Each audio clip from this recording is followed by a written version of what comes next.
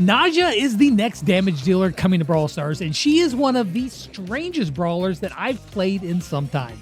I'm not sure if I love her, or I think she's absolute trash. But by the end of this video, we will get to the bottom of it as I put her 1v1 versus every brawler inside of Brawl Stars. First off, let me explain her abilities. Naja is a very long-range damage dealer. Her range can actually be further than Piper's, however, it travels much slower. With her main attack, she fires off a clay jar. This jar moves very slowly. If you don't do anything, at a medium range away from her, a snake will break out of the jar and keep flying further. However, at any point when the jar is in flight, you can tap the fire button again, manually releasing the snake. If you tap it very quickly, the snake will come out and go a decent range, but if you hold off till the very end, the snake will travel much further. But that is not the crazy part. You see, while the jar is in flight, you can still aim your shot, only now you're not aiming from yourself, but from the jar. With this, you can fire the jar, aim, and then fire again, completely redirecting the snake in any route that you want it to go. Essentially, you have two shots. Now this sounds really cool, and it is, but also comes with some major downsides, which I will show you throughout this video. If either the jar or the snake hit a target, they will deal a small bit of initial damage and then poison damage after that. The jar does smaller initial damage while the snake does more damage, but only the snake will inflict actual poison damage thereafter. What's more is that the further the snake travels, the more damage it deals, which tops out at 1600 damage on hit while the jar deals 800. The poison the snake deals is 340 damage per tick, but again, only from the snake. Although it is possible for the jar to hit and then when the snake comes back and then hits the target as well. But to do that, you need to be really close to a stationary target, and really that's not how you play her. You can have the poison damage deal more though by equipping her second star power called Venomous. With this, the poison damage will scale with the target's health, dealing up to an extra 200 damage when the target is at full health. But if you really like snakes, you can equip her first star power, which will spawn a snake if the target dies while under the effect of her poison. For her super, she throws 3 snakes in jars dealing splash damage, but also unleashing 3 paper snakes that then seek out and attack the nearest target. As a fun trick, you can actually fire her normal shot and then aim your super and unleash it from a normal shot, which is pretty wild. Now she has 2 gadgets. One is offensive and one defensive. Her first one, called Poison Puddles, when pressed will cause enemies that are currently poisoned to create poison puddles where they are that will last for 4 seconds. However, her second gadget is much like Charlie's cocoon, except Naja hides in a vase. Once the vase is broken, she will come out of it and knock back nearby opponents. Now if all of this sounds a bit confusing, it kind of is, but I'll explain more as we go along. And since she's long range, let's start with the long range brawlers. Right away, what I want you to notice is just how slow her shot travels compared to these other brawlers. Not only is it moving at a snail's pace in comparison, but the time between shots is incredibly slow. This is because the initial jar needs to be moving a bit slower for you to be able to retarget your shots. If it was moving at super speed, it would be near impossible to do accurately. However, because of that, most of these matchups, she barely gets off one shot before she's a goner. Maisie absolutely pummels her, and Angelo has plenty of time to wind up a second shot. Even Janet's slow aim is still faster shot to shot, and Pierce, yeah, it's not even close. So 0 wins, 11 losses. Not the best start for our new damage dealer. Now in the game, she actually has an advantage of sorts against the marksman. Naja actually outranges every single brawler here with the exception of Mandy when standing still. And range is always the ultimate advantage in these sort of matchups. Now, if you make use of her super, you could cause quite a problem for them,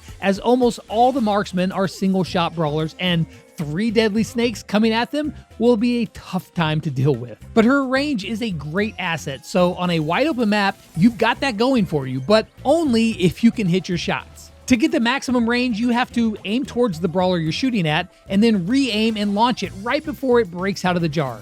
Now there is actually a bit of a trick to make this easier, but I'll show you that after she gets a win, which might not happen against our next set of brawlers, the tanks. Now up close, Naja can theoretically deal more damage as you get the jar damage along with the snake coming back, but in practice, this close against these brawlers?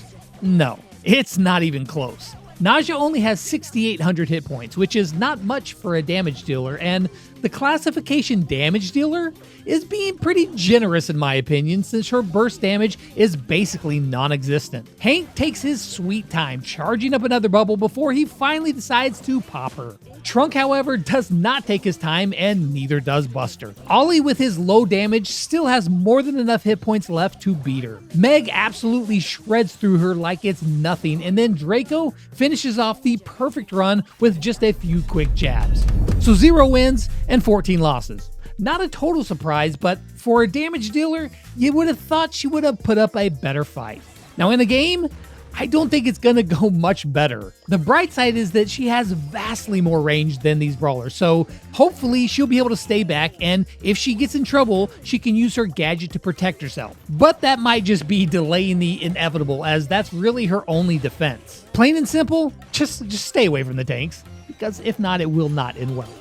But surely she can get her first win against our next group of brawlers, the throwers. Naja hasn't won a single match yet, but this is where she turns it around, or not. Okay, well maybe Sprout won't be able to take her down quite so easy. Okay, so I see how this is gonna go. Yup, yeah, got it.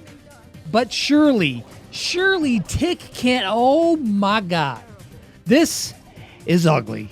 Like seriously, every thrower, every single one of them? Oh boy, let me see if I can find a way to spin this real quick. Okay, so in a game, no, seriously though, that was ugly. And for a brawler classified as a damage dealer, kind of downright pathetic. But there is good news. She can fire around walls against these brawlers. She can also throw her snakes over the walls. So while yes, the throwers definitely have more power than she does, she once again has the range and the ability to get those pesky throwers even when they think they're safe.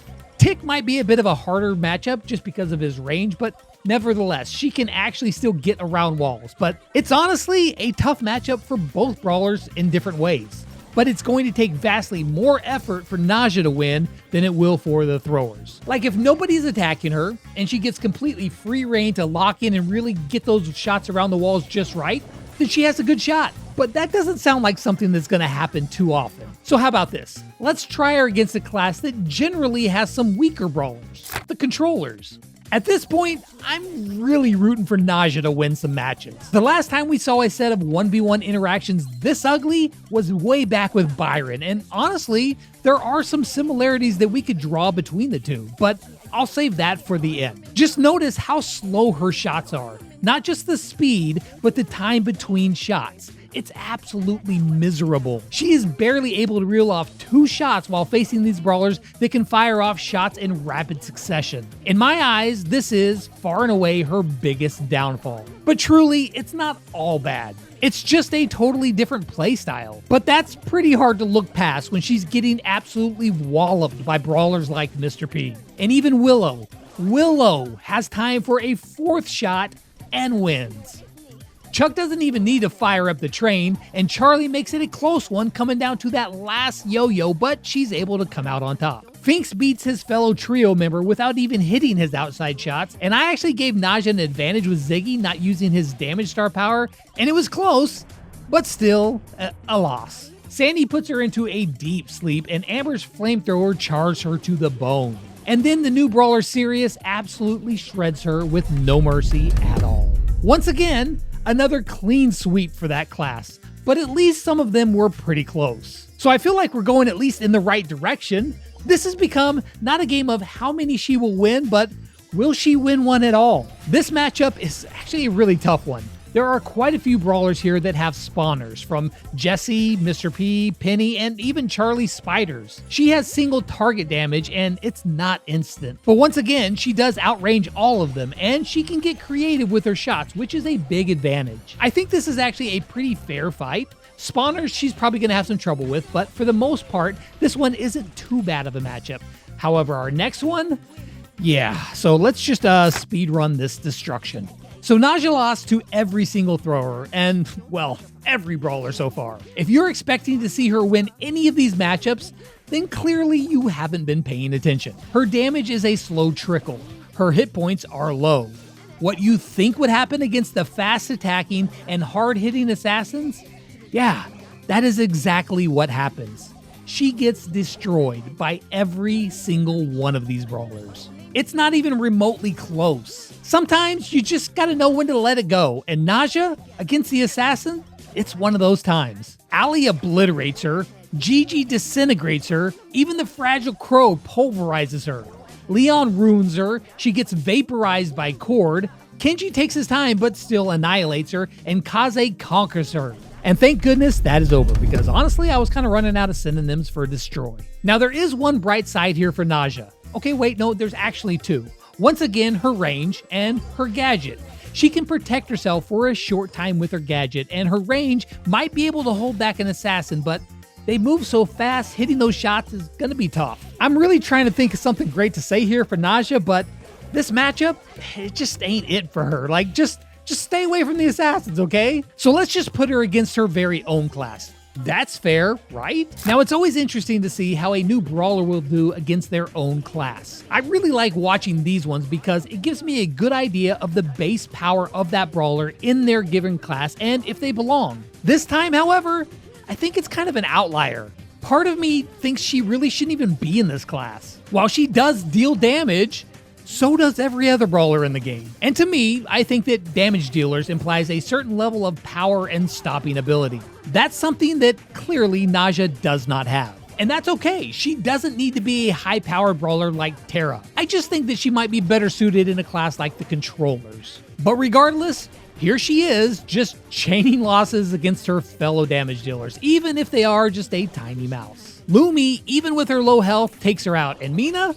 I mean, we knew that would happen. Spike actually came close to losing, but still wins in the end. Surge bursted her down real fast, and even Colette, the brawler that can't hardly kill anyone without a super, somehow still manages to get a, wait a second, roll it back. Roll it, did she?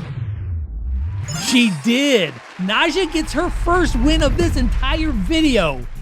I mean, it was against Colette who couldn't use her super, but whatever, friends, we are making history with this one. So because of that, I'm gonna let you in on a little tip with her. Instead of just firing a shot, manually aiming, and then firing again from the jar, it's actually way easier just to fire a shot, let it travel towards the enemy, and then just tap auto aim again.